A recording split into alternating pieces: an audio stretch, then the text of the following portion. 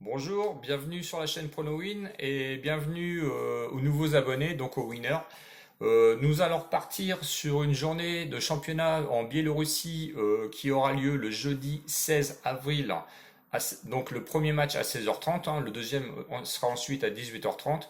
Donc deux matchs, le BGU Minsk qui jouera contre le FC Gorodeja et le deuxième match qui aura lieu à 18h30, donc le jeudi, c'est Dynamo de Minsk contre le Neman. Je vais vous faire deux vidéos séparées parce que je trouve qu'en une seule vidéo c'est beaucoup trop long et on est moins attentif avec ce que je vais vous dire. Bon, je vous dis tout de suite que le match BGU Goredeja, malgré ce que tout le monde peut dire, je pense que c'est le match le moins intéressant. On va se faire le moins de sous. Et que le deuxième match, le Dynamo Minsk, vous allez voir, je vais vous avoir une petite surprise et il va y avoir des bonnes cotes. Allez, on y va. Donc avant tout, un petit remerciement, donc je vous l'ai dit, aux abonnés.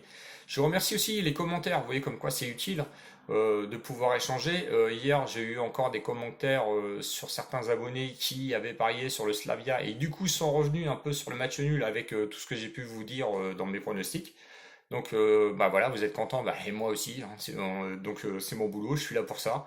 On pronostique, on conseille, et finalement vous voyez bien que c'était bien le match piège, et je voulais vraiment pas aller dessus. Donc moi j'étais sur 1N, et du coup bon ça va, j'ai été content, et j'ai aussi fait un face à face avec le Slavia. Bon voilà, j'ai rien gagné, mais bon j'ai pu gagner un petit peu quelques sous avec le 1N que j'avais mis. Bon, c'est pas des sommes extraordinaires, mais au moins ça me permet encore de pas perdre. Donc le bilan de vendredi, samedi, dimanche et lundi, il est complètement positif parce que je suis carrément à 100%. Voilà, donc c'est le but, c'est le rôle, hein. On fait des bons pronostics, on s'amuse pas à nous mettre des cotes à 6, 8, ou à dire allez on met 1000 euros dessus, où il y aura un bon crawl à je sais pas combien qui ne sert encore à rien. Donc voilà, on est réaliste, on est sérieux dans les analyses, et donc on y va. Eh ben, on va repartir sur le match BGU contre Goradeja.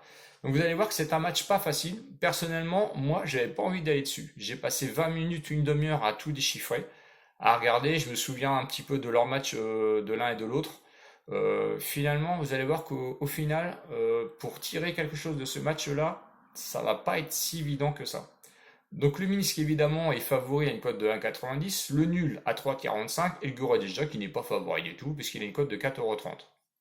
Bon, au classement, Minsk deuxième, Goradeja neuvième. Bon, c'est un peu, on va dire, la logique des premières journées de classement, hein, le temps que toutes les équipes se mettent en place, c'est peut-être pas trop la réalité.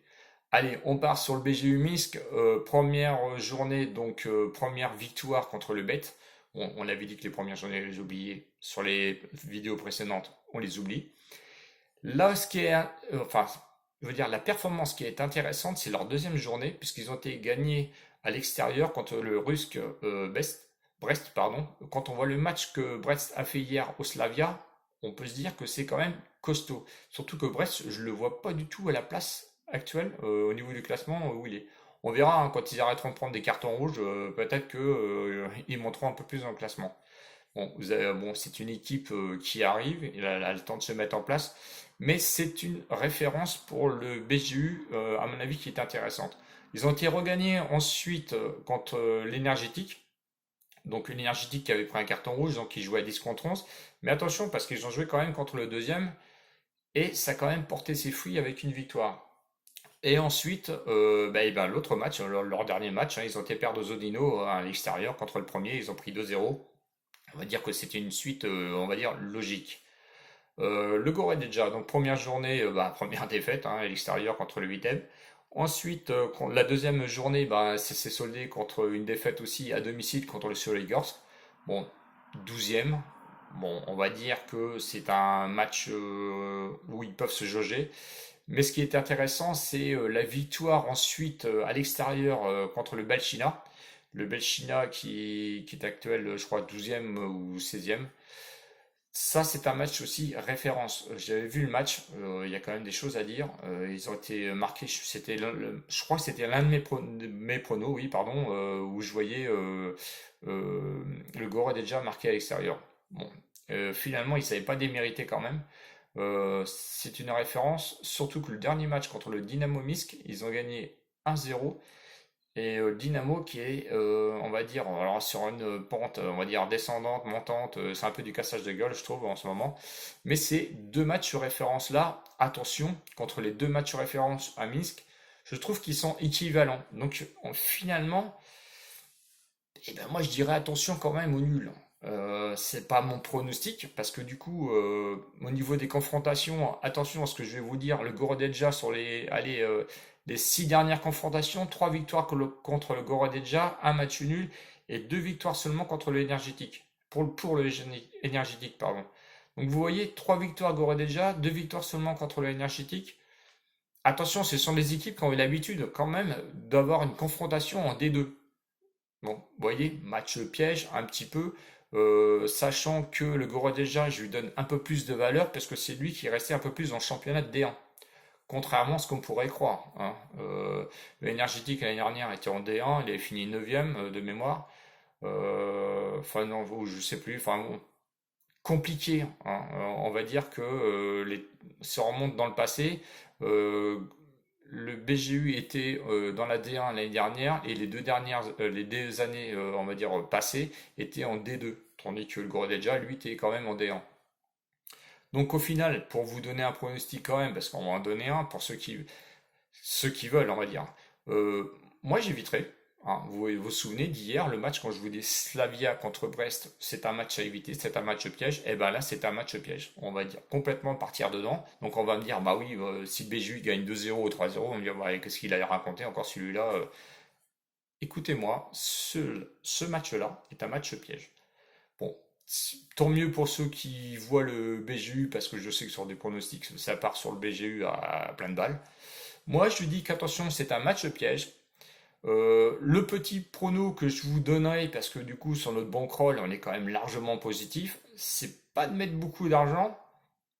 Et je verrai moins de 3,5 buts lors des 90 minutes à une cote de 1,20 €. C'est pas beaucoup, je suis d'accord, mais moins de 3,5 buts à 1,20 € pour un match piège comme ça, moi, je pense que j'éviterai. J'irai plus sur le deuxième match qui se jouera à 18h30 ce jour-là. Bon, à voir. Faites votre analyse. Allez voir, j'ai mon collègue Dr Bet qui lui a une autre approche. Vous allez voir, il fait une autre analyse sur ce match. D'ailleurs, je le remercie pour le coup de promo qu'il me donne aussi. Donc, c'est normal, entre pronostiqueurs, on se donne, on est une entraide, hein. Et donc, et c'est là où je vais aller, c'est que ne suivez pas toujours le même pronostiqueur. Allez voir un petit peu ce qui se passe à côté. Vous allez voir que certains sont souvent meilleurs que d'autres. Bon, bah, moi, j'ai eu du bol, hein, ce week-end, c'est du 100%. Lui, il a une autre approche. Allez voir ses analyses, comparez avec les miennes. Moi, je vous dis, c'est un match piège comme celui d'hier. Donc voilà, il y a pas de secret. Donc mon pronostic sur ce match-là, c'est moins de 3,5 buts à une cote de 1,20 €. Je pense que c'est bien payé. N'allez pas mettre toutes vos cagnottes là-dessus.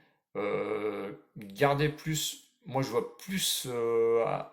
qu'il y a plus à faire, on va dire, sur le deuxième match. Donc le Dynamo de Minsk contre le Liman. Je vous envoie la vidéo juste après. Je vous donne le lien aussi de Dr Bet, mon collègue pronostiqueur, pour avoir une autre approche. Hein, vous allez voir, c'est pas la même approche, mais au moins c'est complémentaire. Voilà. Eh bien écoutez, je vous fais des gros bisous, bonne chance, bonne cote, bonne analyse surtout. Et n'hésitez pas à mettre vos commentaires. Et surtout, s'il vous plaît, je vous le redis, n'hésitez pas, abonnez-vous. Vous allez voir ici en bas, vous avez juste à mettre abonner. Abonnez-vous et vous verrez que, alors pas tout de suite, mais dans les semaines qui vont suivre, je donnerai des pronostics supplémentaires juste seulement aux abonnés. Donc c'est intéressant. Si vous regardez mes anciennes vidéos, vous allez voir que bah, ça ne rigole pas, hein. Je vois déjà la semaine passée, plus ce week-end, ou qui est complètement à 100%, vendredi, samedi, dimanche et lundi, ça paye. Et je pense qu'on peut y aller tranquillement. Donc abonnez-vous. Merci encore aux abonnés. Si vous avez des questions, bah, n'hésitez pas, hein, je réponds, il n'y a pas de souci. Surtout si vous êtes un peu dans les interrogations. Donc voilà, je suis là, il n'y a pas de souci. Je vous remercie. Abonnez-vous. Et puis, bah écoutez, bah à bientôt et bonne chance. Merci, au revoir.